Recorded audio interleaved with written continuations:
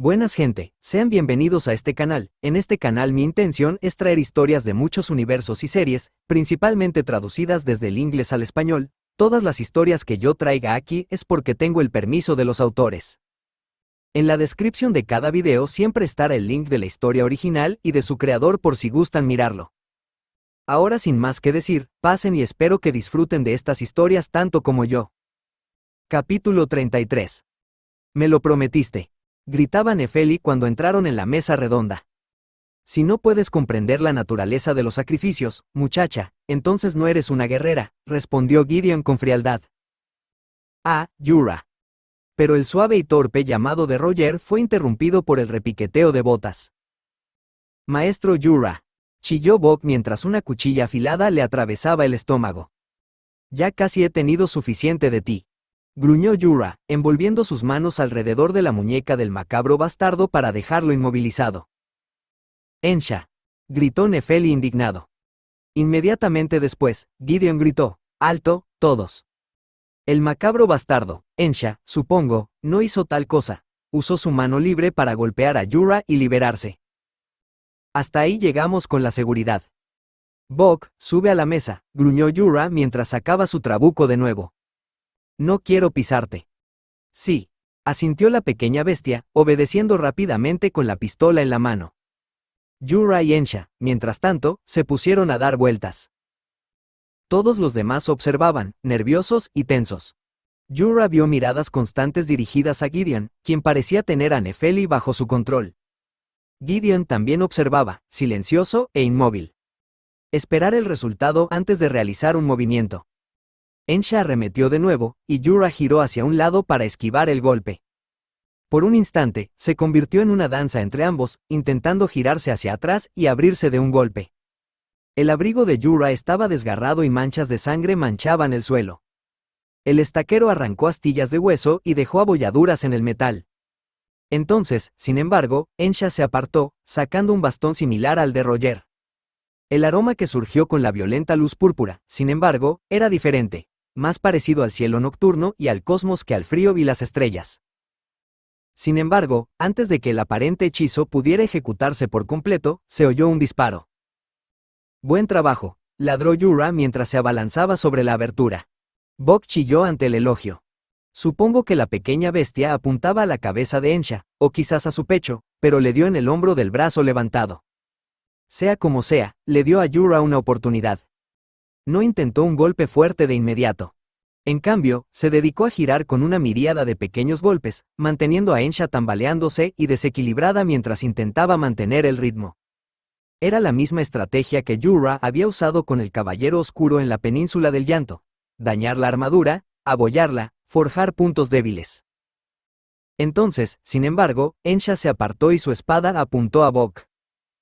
Mientras la pequeña bestia retrocedía, con los ojos abiertos de miedo, Yura gruñó furioso. El sonido era más animal que humano. Se lanzó a un placaje volador, derribando a Ensha al suelo. El macabro bastardo resopló mientras Yura se ponía de rodillas, retorciendo el martinete. Dije que pararas, ladró Gideon. El clavador de estacas atravesó el suelo, y Ensha se quedó completamente inmóvil mientras el vapor silbaba y las paredes resonaban con el estruendo del lanzamiento. Yura oyó al menos a una persona vomitar al incorporarse, arrancando el clavador de estacas con una bota clavada en la espalda de Ensha. Maestro Yura. ¿Estás bien, Bock?, preguntó Yura. ¿No te cortaste nada? No, maestro Yura.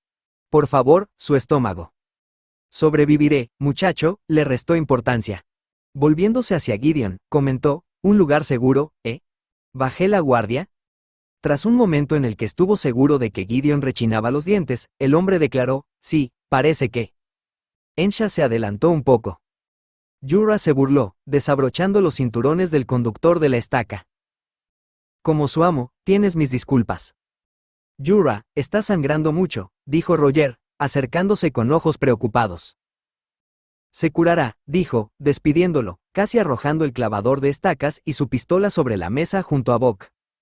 Centrándose en Gideon, ordenó, quítate la armadura.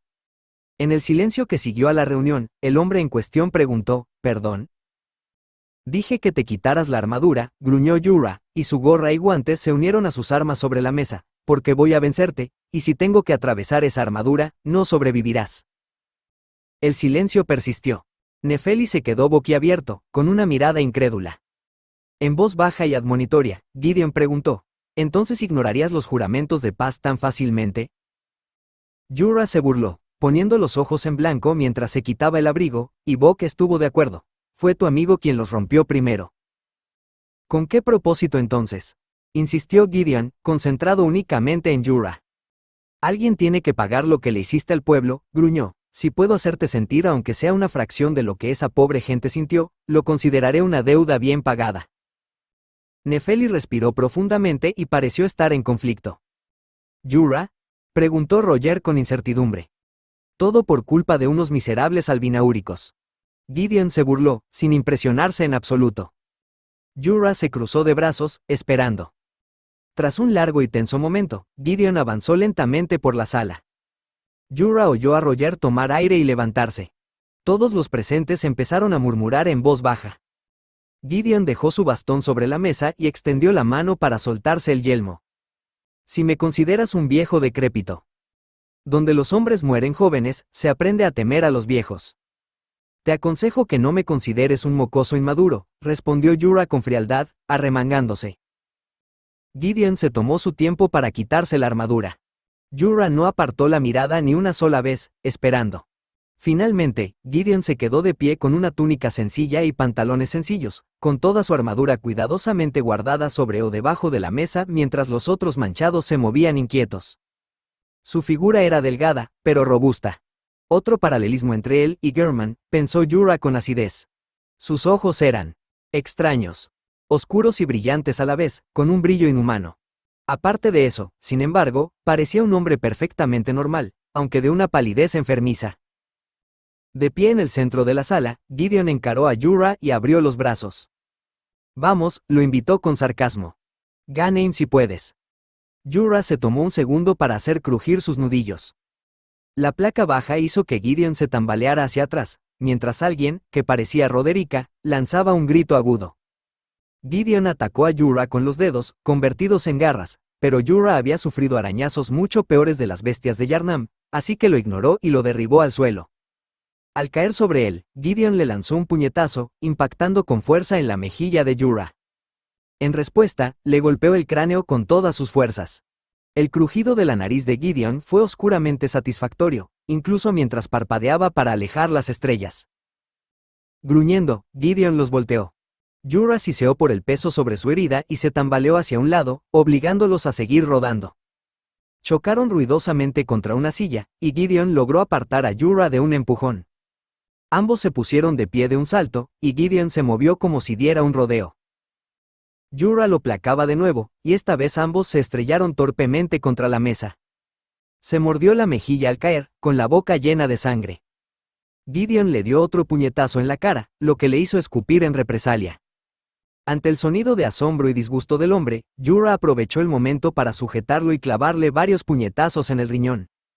Respirando con dificultad, Gideon levantó un rodillazo, y Yura no pudo evitar un grito bastante indigno ante el contundente golpe en el abdomen. Esta vez, cuando Gideon lo derribó, se golpeó la nuca contra el borde de la mesa con bastante fuerza, y perdió unos segundos. En el siguiente instante de conciencia, Gideon volvió a sentarse encima de él, con las muñecas inmovilizadas por encima de la cabeza, mientras el bastardo decía algo que no pudo entender por el zumbido en los oídos. No era la posición ideal, pero Yura tenía el margen justo para girar, la palanca suficiente para levantarse unos centímetros. Porque claramente Gideon no esperaba que mordiera. Sus dientes se hundieron en el antebrazo del hombre, haciéndole sangrar, y la fuerza con la que Gideon arrancó hizo que quedara un poco de él en la boca de Yura. Pero eso no importaba. Lo importante era que Gideon, al retroceder, perdió el equilibrio. Yura los rodó, inspirado por lo que había hecho Gideon, y agarró las muñecas del hombre con una mano. Una escapó, pero Yura la dejó, usando la otra mano para golpear al bastardo en la cara. Mientras Gideon se atragantaba, visiblemente aturdido por el golpe, lo repitió. Y una tercera vez. Un cuarto. Los dedos de Gideon se hundieron en la herida de la puñalada. Yura lo golpeó de nuevo. Y otra vez. Esta vez, el hueso crujió. No sabía si eran sus nudillos o la mejilla de Gideon. Le daba igual. Esta vez, cuando su puño chocó, alguien gritó, «Yura, para». Lentamente, levantó la cabeza. Roger estaba a tiro de piedra, temblando visiblemente, pero aún firme. Tragando saliva visiblemente, Yura sabía que debía de estar hecho un manojo de nervios, probablemente no mejor que las turbas ebrias de sangre que asolaban Yarnam. El chico insistió, «Si sigues adelante, lo matarás». ¿Y eso fue algo malo? Aún así, Yura volvió a mirar a Gideon.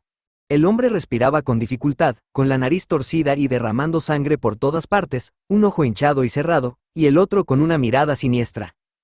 Lo retaba a continuar. Sus dedos seguían enganchados en la puñalada de Yura.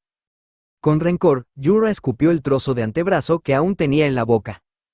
Alguien emitió un sonido de horror y asco cuando soltó al bastardo y se levantó, limpiándose el reguero de baba ensangrentada que le colgaba de los labios. Su cara quedó pegajosa por la acción. Irónicamente, probablemente tenía más sangre que Gideon. Ahora que la adrenalina de la pelea se estaba disipando, le costó un poco no ceder, pero Yura se las arregló bastante bien. Al acercarse a la mesa, Bog, amablemente, le entregó cada prenda para que se la pusiera. ¿Satisfecho, entonces?, graznó Gideon detrás de él. Ni por asomo, se burló Yura, guardando su autobús en la funda. Gideon no respondió, simplemente se acercó a su armadura. Yura sonrió con desprecio cuando el hombre sacó un frasco de lágrimas carmesí y bebió un buen trago. Al menos aún quedaba sangre. Y, por alguna razón, dudaba que el hombre simplemente regenerara el trozo de carne que le habían arrancado. Mientras Gideon se cambiaba la armadura, Yura se acercó a Nefeli. Estaba encorvada contra la pared, con el rostro sombrío y los ojos húmedos. «Vamos». La chica se sobresaltó y levantó la vista sorprendida. Luego se giró de un lado a otro como si buscara a alguien más con quien pudiera haber hablado. «No te servirá de nada quedarte aquí en este estado, muchacha», dijo Yura con conocimiento de causa. Tras un momento, añadió, «gritar en el bosque es un poco más catártico que coserse en un sótano, al menos en mi experiencia». Nefeli lo miró fijamente, todos lo miraban fijamente, podía sentir el peso de sus miradas sobre sus hombros, pero después de un instante, su labio inferior tembló. Pareció captar la acción, porque se detuvo en seco y asintió brevemente. Asintiendo, Yura regresó a la mesa. Bog saltó y se pegó a la pierna de Yura. La mano de Nefeli se aferró a su abrigo. Al cerrar el ojo para concentrarse en su objetivo, Yura vio que Gideon lo fulminaba con la mirada. Ofreció un saludo sencillo antes de que el calor de la gracia lo envolviera. Fin de capítulo. Si les ha gustado este video, no olviden dejar un like y un comentario, nos ayudaría mucho a seguir trayendo estas historias. Hasta la próxima.